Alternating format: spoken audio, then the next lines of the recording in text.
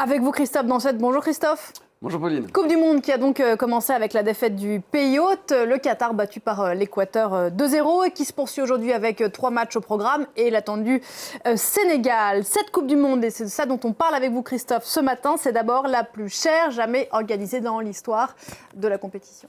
Et ce, de très loin, si aucun chiffre officiel n'a été dévoilé. Les estimations dépassent les 200 milliards de dollars. 200 milliards, c'est plus que le PIB du Qatar. Et pour vous donner une ampleur par élément de comparaison, la deuxième Coupe du Monde la plus chère de l'histoire, c'est celle en Russie.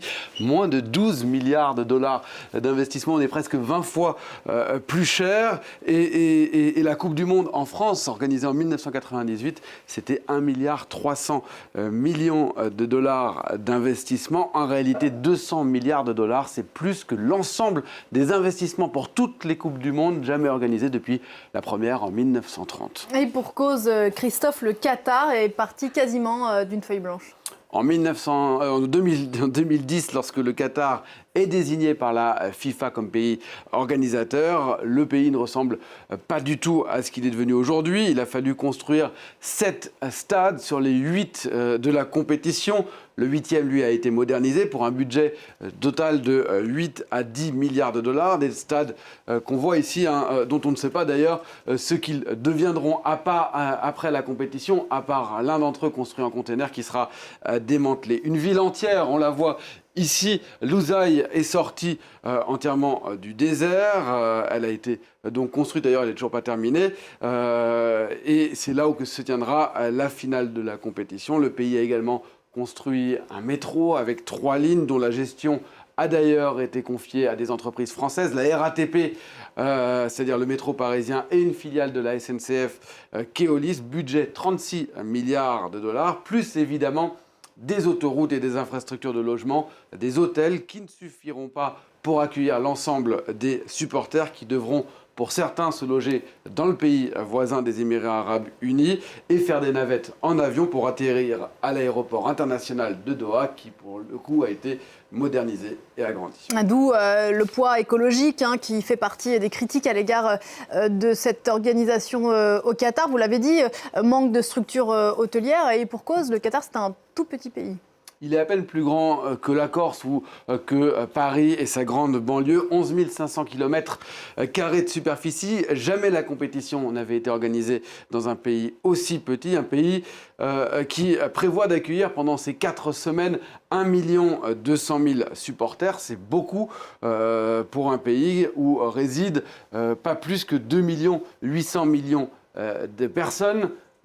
En majorité des étrangers, puisque la population de ressortissants qataris ne dépasse pas les 400 000. Le Qatar, c'est un pays indépendant depuis 1971 et qui est devenu riche ces 20 à 30 dernières années en misant d'abord sur ses ressources en hydrocarbures. Il possède les 3e réserves mondiales de gaz naturel et il est le 2e exportateur de GNL, c'est-à-dire de gaz naturel liquéfié.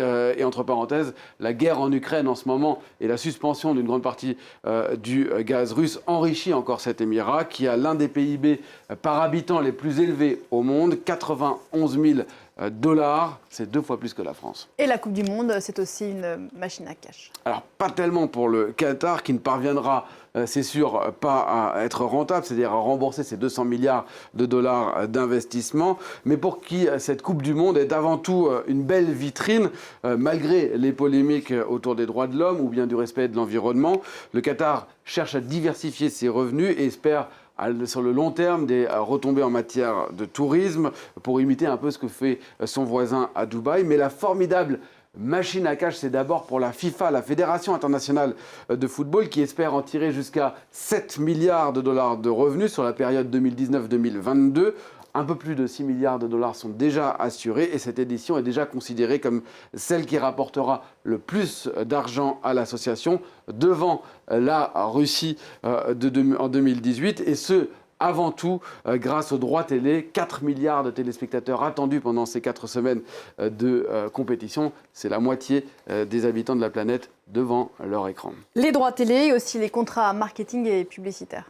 Oui, dans une moindre mesure, oui, même si certains annonceurs restent prudents pour le moment pour ne pas ternir leur image, justement, face aux polémiques que j'évoquais. À noter que l'un des sponsors officiels vient de subir un revers. Il s'agit de Budweiser, la marque de bière, sponsor historique de la Coupe du Monde depuis 1986, et très puissant puisqu'il avait toujours réussi à imposer ses conditions aux pays hôtes en faisant changer la loi sur l'alcool au Brésil en 2014 ou bien en Russie en 2018. Pas cette fois, puisqu'il a appris 3 jours seulement avant le début de la compétition qu'il ne pourrait pas finalement vendre ses bières aux abords des stades, mais uniquement dans les fan zones. Les lois du Qatar se sont donc imposées à Budweiser.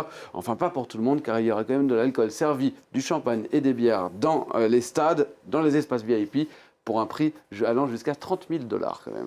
Ça fait cher les bulles. Merci beaucoup Christophe, c'était l'info éco.